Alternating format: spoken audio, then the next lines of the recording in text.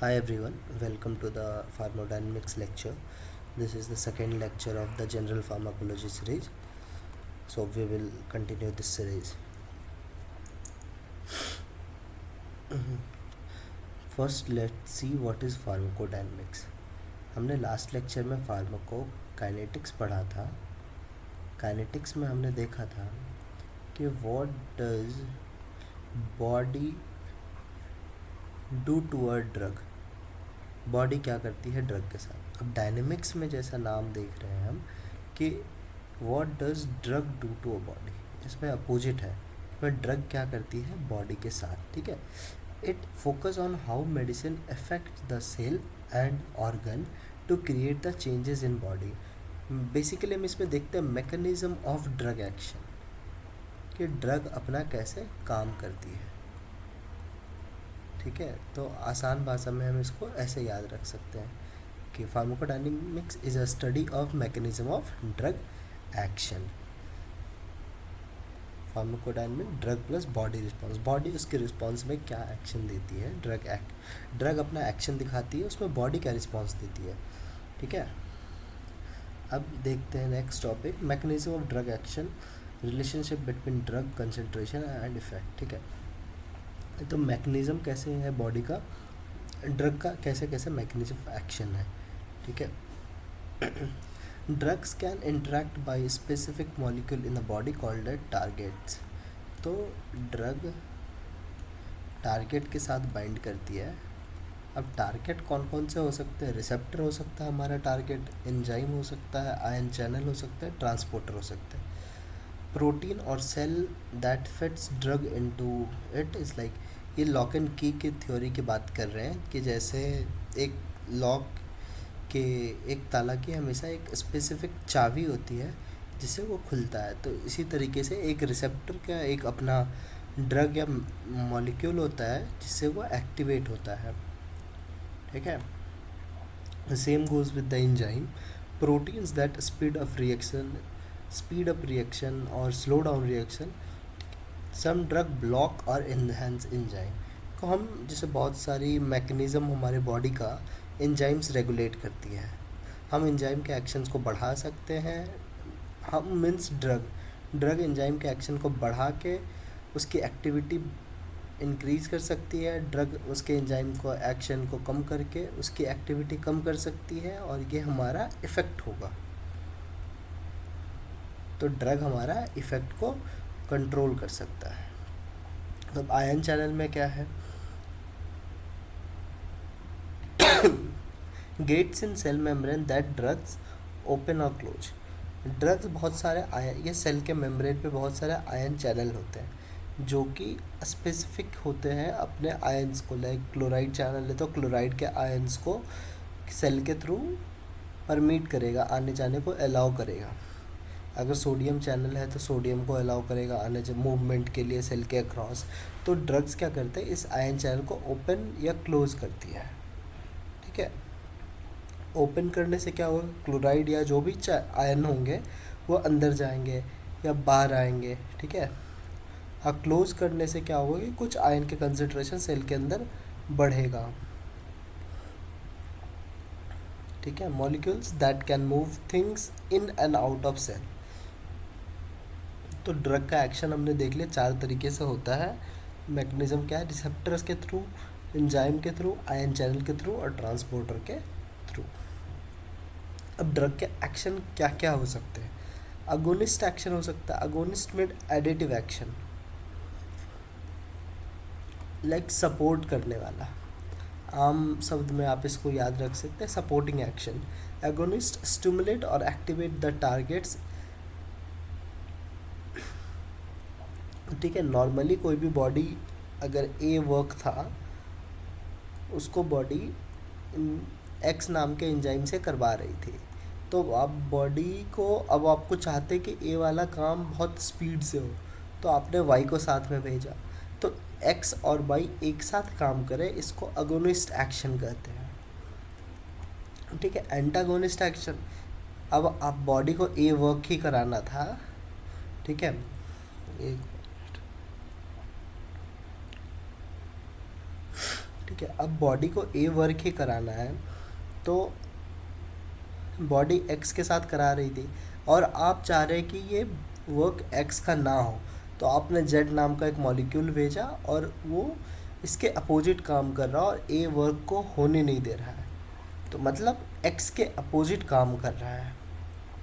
ठीक है, तो इस मतलब ब्लॉक कर दे रहा है, उसके रिस्पॉन्स को कम कर दे रहा है। जैसे एलर्जी होने पे हमारा हिस्टामिन रिस्पॉन्स दिखाता है। ठीक है, तो हम लोग एंटी हिस्टामिन दे देते हैं ताकि हिस्टामिन अपना एक्शंस ना दिखा पाए और हम हमारे जो सिम्टम हो रहे हैं एलर्जी के सिम्टम वो कम हो जाए। अब पार्शियल अगोनिस्ट क्या है? Produce weaker response even at the full receptor occupation. जैसे ये रिसेप्टर है, ठीक है, इसने जगह तो पूरा घेरा है, मतलब ऑक्यूपेंसी तो पूरी है, बट इसका एक्शन कम होता है। नॉर्मली अगर इस ड्रग का एक्शन इतना हो रहा था, तो अगर पार्शियल एगोनिस्ट हम देते हैं पेशेंट को तो उसका एक्शन इतना ही होगा। ठीक है, तो मतलब हाफ प्रोड्यूस वीकर एक्शन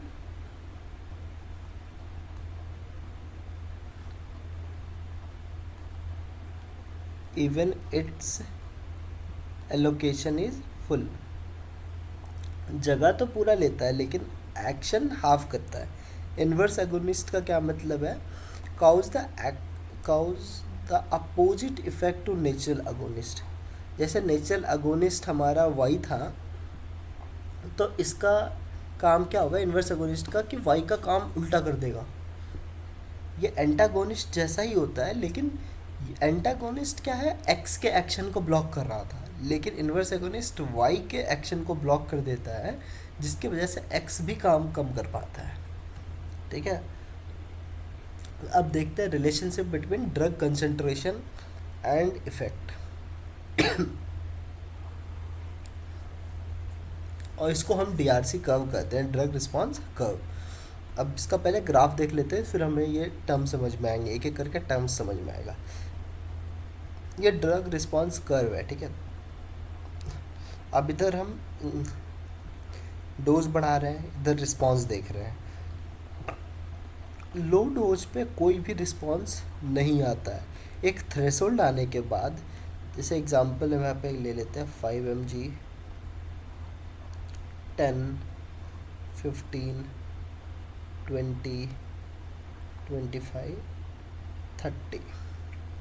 अब रिस्पॉन्स का परसेंटेज ले लेते हैं 0, 10, 20, 30, ऐसे ऐसे ऐसे करते करते 100 तक। ठीक है,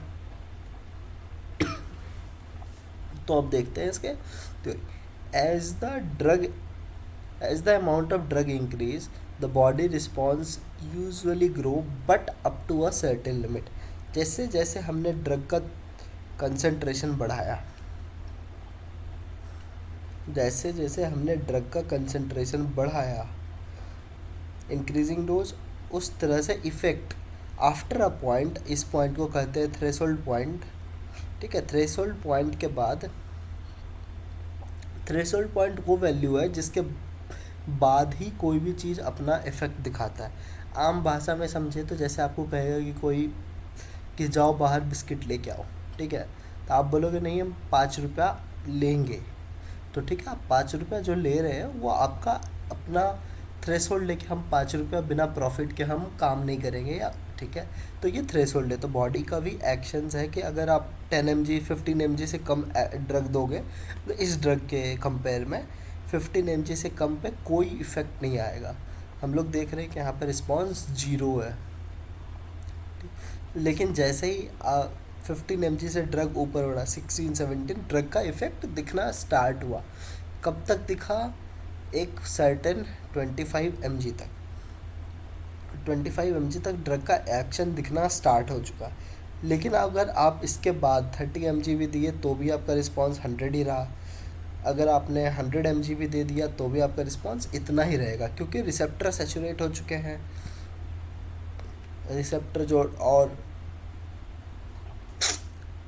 तो उसका इफेक्ट जो है कभी इंक्रीज ही नहीं होगा। तो फर्स्ट लाइन ये है, as a amount of drug increase body response usually grow but up to a certain limit, after a maximum effect is reach more drug does not increase the effect but it can increase the side effect. जैसे हमने 30 mg से 50 mg दिया, body का action तो 30 mg पर ही 25 mg तक ही maximum था, लेकिन अब बचा हुआ 25 mg अब क्या होगा, ये टॉक्सिक हो जाएगा आपके बॉडी के लिए, बॉडी के लिए ये टॉक्सिक हो जाएगा। तो इसका इफेक्ट कोई फ़ायदा नहीं है, आप दे दो कोई दिक्कत नहीं, लेकिन बॉडी के लिए हार्मफुल रहेगा। अब इसमें की टर्म्स क्या होते हैं डीआरसी में, EC50 कहते हैं, dose for 50% of maximum effect. जैसे इसका क्या हो गया, EC50 कितना हो गया, जैसे 25 mg पे ये ड्रग का एक्शन दे रही है, तो इसका EC इफेक्ट क्या होगा, 15 mg नहीं, ये मत कहना कि आप 12.5 पर 12.5 mg होगा, नहीं, यहाँ से हम देखेंगे ड्रग का थ्रेशोल्ड पॉइंट के बाद से इसका इफेक्ट को देखेंगे, क्योंकि 12.5 mg पे तो कोई एक्शन ही नहीं है इस ड्रग का। ये एग्जांपल इस केस में, तो इसका होगा 25 और 15 के मिड पॉइंट पे, यहाँ पे करीब करीब 17 mg के आसपास, 20 mg के आसपास हो जाएगा इसका, ठीक है। तो ये हो गया इसका EC50। अब ई मैक्स क्या हो गया कि मैक्सिमम इफेक्ट कहाँ आ रहा है, तो मैक्सिमम इफेक्ट ये हो गया 25 mg पे।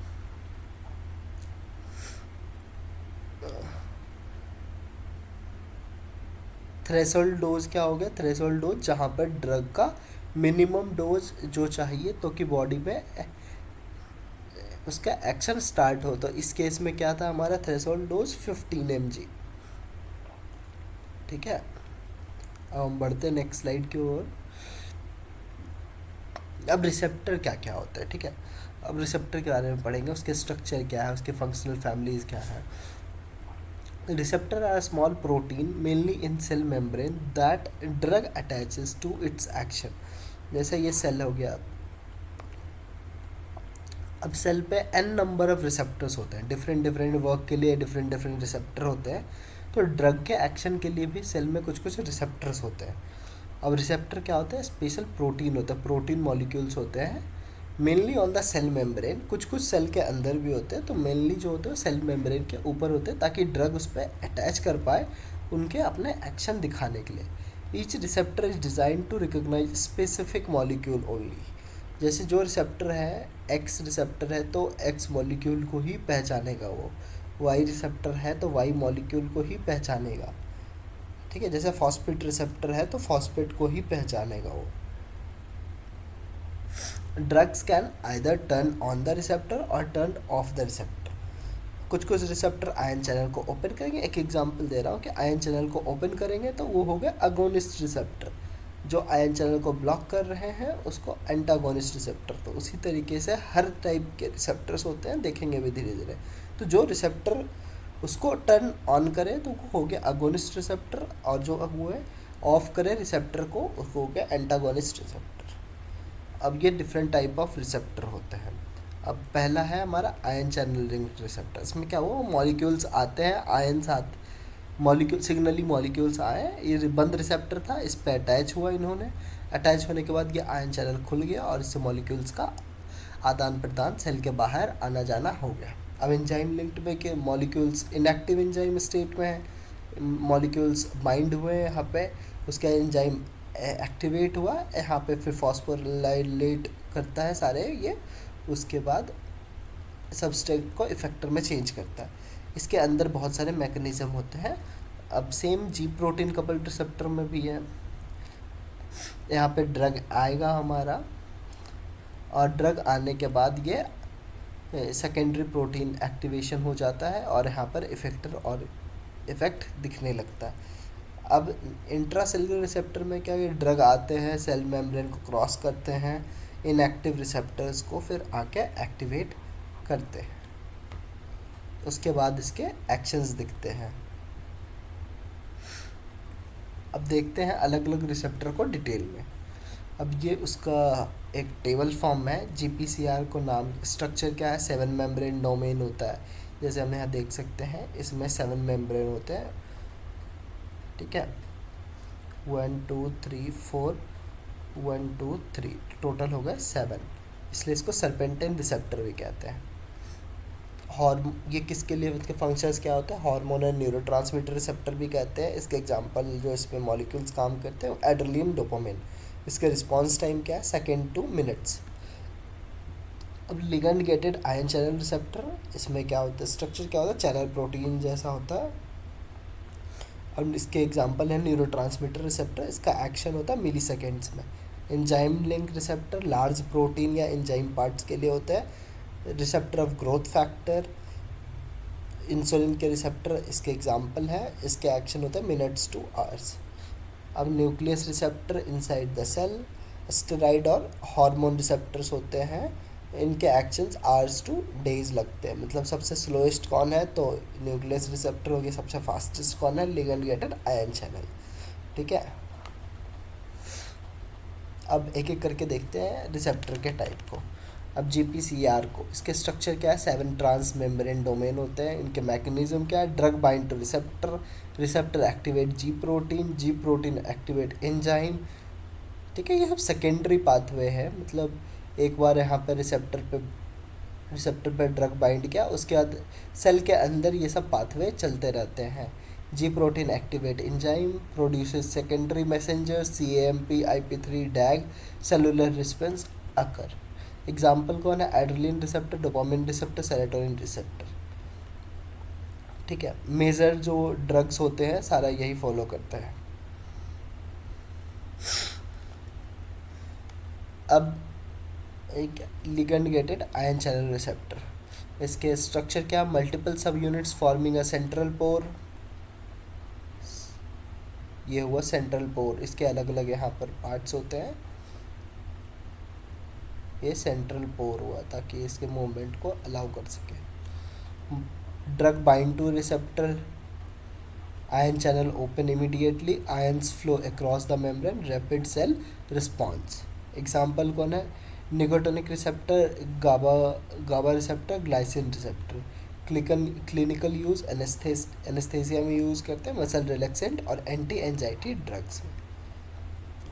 अब ये थर्ड हो गया एंजाइम लिंक रिसेप्टर, इसको टायरोसिन रिसेप्टर भी कहते हैं। स्ट्रक्चर हो गया single transmembrane domain with enzyme activity.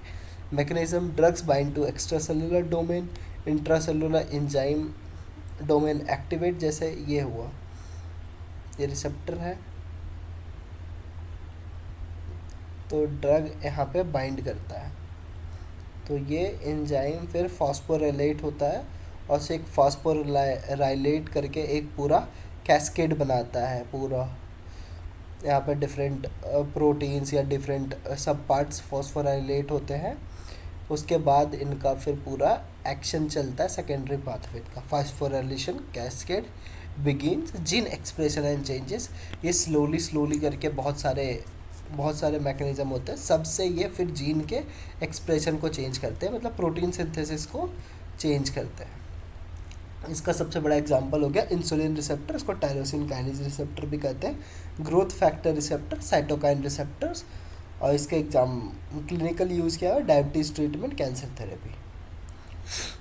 अब फोर्थ होता है न्यूक्लियर इंट्रासेलुलर रिसेप्टर, इसका स्ट्रक्चर हो गया ligand binding domain, DNA binding domain, ये सेल के अंदर होते हैं, इंट्रासेलुलर, ठीक है। सेल के, ये सेल है, सेल मेम्ब्रेन है, तो ये सेल के अंदर ही काम करते हैं, ठीक है। Lipophilic drug cross the membrane, last lecture में पढ़ा था हमने कि लिपोफिलिक ड्रग बहुत ईजिली सेल मेम्ब्रेन को क्रॉस कर पाते हैं। Binds to intracellular receptor, receptor drug complex enter the nucleus, drugs enters the nucleus,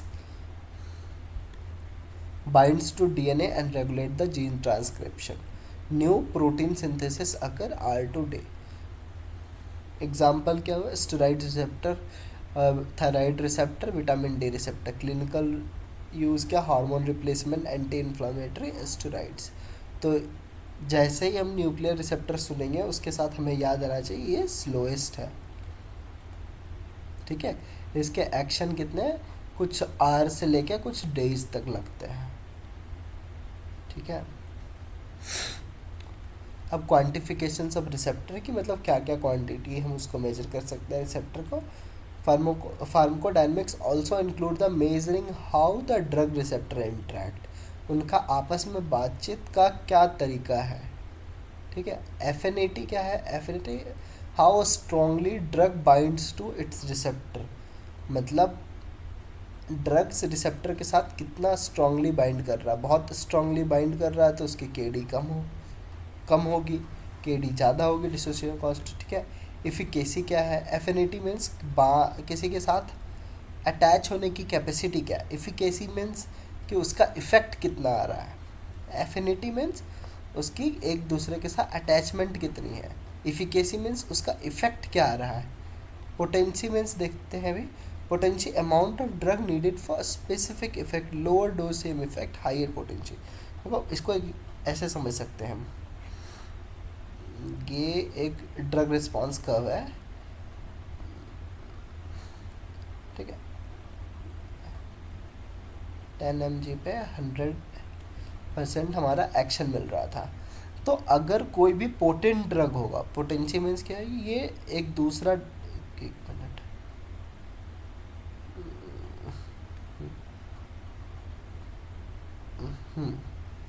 potency means हुआ कि कोई ड्रग एक 5 mg पे अगर सेम इफेक्ट 100% इफेक्ट लेके शो कर रही है, 100% इफेक्ट, तो फिर उस ड्रग को कह सकते हैं हम ज़्यादा पोटेंट है।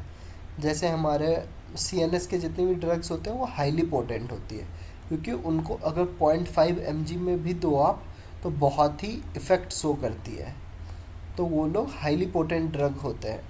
ये इसमें टॉक्सिसिटी के चांसेस ज़्यादा होते हैं, क्योंकि अगर थोड़ा भी डोज इधर उधर हुआ, जैसे आप 25 mg दे रहे थे, आपने गलती से 5.5 mg दे दिया, तो अब उससे तो डोज डबल हो गया, तो इसका जो टॉक्सिसिटी इफेक्ट है बहुत ही ज़्यादा होगा। तो highly potent drugs are very dangerous to take. ठीक है। यही चीज़ इसमें लिखा हुआ है, amount of drug need for specific effect, lower dose same effect. 5 mg में ही हमारा 100% इफेक्ट दिख रहा है, हायर पोटेंसी। जितना कम परसेंटेज में अगर कोई सेम ड्रग है वो 2.5 mg में ही अपना इफेक्ट 100% दे रहा है, तो हम कह सकते हैं कि उनमें से सबसे पोटेंट ड्रग ए है, ए बी सी। ठीक है। सबसे ज़्यादा पोटेंट ए, फिर बी, फिर सी। अब बी और सी में बी पोटेंट है, सी उससे कम है। ठीक है। Drug dose response curve graph shows the effect versus dose to help to compare and determine the safe and effective dose. ठीक है। तो हम DRC के हेल्प से उसमें चेक करते हैं क्या क्या, कि ड्रग का डोज क्या होगा, क्या इफेक्ट होगा, क्या पोटेंसी है ड्रग की। ठीक है। अब देखते हैं लास्ट टॉपिक इसमें, एंटागोनिस्ट है। ठीक है। एंटागोनिस्ट हमने पहले देखा था कि एंटागोनिस्ट क्या है, एक्शन अपोजिट टू एगोनिस्ट। अब इसका डेफिनेशन क्या है, drugs bind to receptor but do not activate them, मतलब उनके साथ बंद ड्रग्स रिसेप्टर है ये, इसके साथ बाइंड करके उनको इनएक्टिव कर देता है। अगर वो यहाँ से कोई एक पैसेज था, कोई मॉलिक्यूल यहाँ से जा रही थी अंदर, एक एग्जांपल लेते हैं आयन चैनल का। आयन चैनल हमने लिया यहाँ से, और ये आयन चैनल अलाउ कर रही थी मूवमेंट आयंस का। अब यहाँ पे कोई एंटागोनिस्ट आया और इसको ब्लॉक कर दिया, क्या ये मूवमेंट हो पाएगा? नहीं हो पाएगा। तो ये नॉर्मल सा वर्क होता है एंटागोनिस्ट का। अब इसके टाइप्स को देखते हैं। कॉम्पिटिटिव एंटागोनिस्ट क्या है, कम्पीट विद एगोनिस्ट। जैसे यहाँ पर एक कोई नॉर्मल मॉलिक्यूल्स लेते हैं हम, ACH आके यहाँ पर बाइंड करना था, बाइंड करने के बाद ACH इस सेल, इस आयन चैनल को ओपन करता, लेकिन ACH और हमने एक पेशेंट को एंटागोनिस्ट भी दे दिया AN नाम से, तो ACH और AN में लड़ाई होगी, जिसकी कंसंट्रेशन ज़्यादा होगी वो इस रिसेप्टर पर राज करेगा, मतलब वो बैठेगा और उसका एक्शन देखने को मिलेगा हमें। कम्पिटिटिव एंटागोनिस्ट में यही होता है, कम्पीट विद एगोनिस्ट, जो नेचुरल मॉलिक्यूल वहाँ पर बाइंड करने के लिए जा रहा था उसके साथ कम्पीट करता है for same binding site. Can overcome by increasing the agonist concentration. फिर अगर अगोनिस्ट का कंसंट्रेशन बढ़ा दो, जिसकी कंसंट्रेशन ज़्यादा वो उस सेल के रिसेप्टर पे बाइंड करेगा और वो अपना एक्शन देगा। Example naloxone opioid overdose antidote में देते हैं हम लोग, ठीक है। नॉन कॉम्पिटिटिव एंटागोनिस्ट मतलब compete नहीं करेगा, bind to a different site reversibly. जैसे एग्जांपल लेते हैं हम, एक घर है,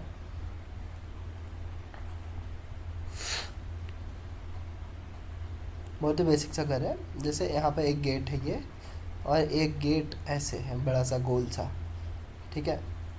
तो कॉम्पिटिटिव में एंटागोनिस्ट में क्या हुआ, सब दोनों एक ही घर के लिए लड़ रहे थे, जबकि घर के अंदर जाने के दो रास्ते हो सकते हैं। तो कॉम्पिटिटिव एंटागोनिस्ट में दोनों अगोनिस्ट और एंटागोनिस्ट दोनों एक ही घर के लिए लड़ रहे थे। नॉन कॉम्पिटिटिव में क्या हुआ कि ये कहेगा कि रुको मैं, नॉन कॉम्पिटिटिव एंटागोनिस्ट वो होते हैं जो यहाँ पे बाइंड कर जाए, मतलब इनका कोई मतलब नहीं, ये काम ऐसे भी कर रहे हैं, घर का रास्ता ऐसे भी रोक रहे हैं, बाइंड्स डिफरेंटली, डिफरेंट साइड और इरिवर्सिबली। या तो फिर ये हो सकता है कि ये डिफरेंट साइड पर बाइंड करे, या तो फिर ऐसा बाइंड करे कि यहाँ पर कोवेलेंट बॉन्ड बना ले, मतलब इसके कंसंट्रेशन बढ़ जाने से भी ये अपना जगह खाली ना करे। Can not be overcome by increasing agonist dose. इनका कंसंट्रेशन हम ए का कितना भी बढ़ा ले तो कोई फ़र्क नहीं पड़ेगा, क्योंकि ये जो बाइंड हुआ है यहाँ पे वो, एक मिनट, हाँ यहाँ पे जो बाइंड हुआ है वो इरिवर्सिबली बाइंड हुआ, मतलब इरिवर्सिबली मतलब वो छोड़ के जा ही नहीं रहा है जल्दी से। तो इसके कंसंट्रेशन बढ़ाने से हमें कोई फ़र्क नहीं पड़ेगा, क्योंकि इन दोनों की आपस में कोवेलेंट बॉन्डिंग हो चुकी है और ये इस जगह पे जाता ही नहीं है, तो इसके कंसंट्रेशन बढ़ाने से हमें कोई फ़र्क नहीं पड़ेगा इसके, ठीक है। तो ये नॉन कॉम्पिटिटिव मतलब एक दूसरे के कंपटीशन में होते ही नहीं है। इन्वर्स एगोनिस्ट क्या है, इसके एग्जांपल है phenoxybenzamine irreversible alpha blocker. अब इन्वर्स एगोनिस्ट क्या है, bind to a receptor and produced effect opposite to natural agonist. ये रिसेप्टर पर तो बाइंड करते हैं लेकिन एक्शन के अपोजिट एक्शन देते हैं। जैसे यही एग्जांपल हम घर वाला लेते हैं ताकि आपको समझ में आए जल्दी से, ठीक है। अब ये आदमी घर के अंदर जाके, नॉर्मल अगोनिस्ट घर के अंदर जाके सोता था या घर पे खाना बनाता था, कुक था, ठीक है। अब ये इन्वर्स एगोनिस्ट क्या करेगा, ये घर के अंदर तो जाएगा लेकिन खाना बनाने के बदले ये खाना खा के आ जाएगा। तो binds to a receptor and produced opposite effect to natural agonist. Natural agonist क्या कर रहा था, अपना घर जाके खाना बना रहा था। अब ये एंटागोनिस्ट, इन्वर्स अगोनिस्ट क्या करेगा कि जाएगा घर पे, खाना खा के उल्टा निकल जाएगा। Reduce the baseline receptor activity, example some benzodiazepine derivatives. तो आई होप सो ये तीनों पॉइंट्स आपको समझ में आया। कॉम्पिटिटिव एंटागोनिस्ट मतलब एक दूसरे को, एक ही स्पॉट के लिए दो लोग लड़ रहे हैं, जिसका कंसंट्रेशन ज़्यादा वो वहाँ पर जीत जाएगा। नॉन कॉम्पिटिटिव में कि वो एक जगह के लिए लड़ रहे हैं, एक कुर्सी पे बैठ रहा है तो उसके साथ चिपक ही जा रहा है, कुर्सी छोड़ ही नहीं रहा है। तो अब इसके कंसंट्रेशन कितना भी बढ़ जाए तो उससे क्या होगा, कुर्सी तो उसके साथ चिपक गए, या तो फिर वो दूसरा कुर्सी ला के उस जगह पे बैठ जा रहा है, ठीक है। कंसंट्रेशन बढ़ाने से भी कोई इफेक्ट हमें देखने को नहीं मिलेगा। इन्वर्स एगोनिस्ट क्या है कि घर के अंदर जा रहा है, जो उसका नेचुरल एक्शन था वो तो कर नहीं रहा, उसके अपोजिट एक्शन करके आ जा रहा है। सेम यही है, देखो अगोनिस्ट क्या कर रहा है, अगोनिस्ट जा रहा है अपना एक्शन दिखा रहा है। अब अगोनिस्ट एंटागोनिस्ट में जिसका कंसंट्रेशन ज़्यादा वो अपना एक्शन देगा, इस समय में लेस एक्टिवेशन होगा, क्योंकि कभी एगोनिस्ट का कंसंट्रेशन बढ़ेगा, कभी एंटागोनिस्ट का कंसंट्रेशन बढ़ेगा। जब भी एगोनिस्ट का कंसंट्रेशन बढ़ेगा तो एक्टिवेशन बढ़ेगा, एंटागोनिस्ट का बढ़ेगा तो एक्टिवेशन कम होगा। तो एक्टिवेशन इसके मुकाबले इसका एक्टिवेशन कम हो जाएगा। अब एंटागोनिस्ट क्या है, इस जगह को कम्प्लीटली इरिवर्सिबली बाइंड कर गया, इसमें कोई एक्टिवेशन नहीं है, ठीक है। अब लास्ट पॉइंट इसमें बचता है स्पेयर रिसेप्टर की। जैसे बॉडी है तो बॉडी अपने सारे रिसेप्टर को एक साथ काम नहीं लेती है, sometime not all the receptor are being used for maximum drug effect, this give a body backup and allow lower dose. Body हम मतलब समझ, कहने का मतलब है ये बॉडी एक साथ काम तो करना, एक साथ मतलब बॉडी के समझ लो दो हाथ है, अब दोनों हाथ वो एक साथ एक्शन में नहीं लेती है, वो सोचती है कि एक को बचा कर रखते हैं बाद में एक्शन लेंगे। तो इसी का एक टर्म है कि स्पेयर रिसेप्टर, जैसे नाम से ही पता चल रहा है, स्पेयर मतलब खाली बचा हुआ एक्स्ट्रा पार्ट।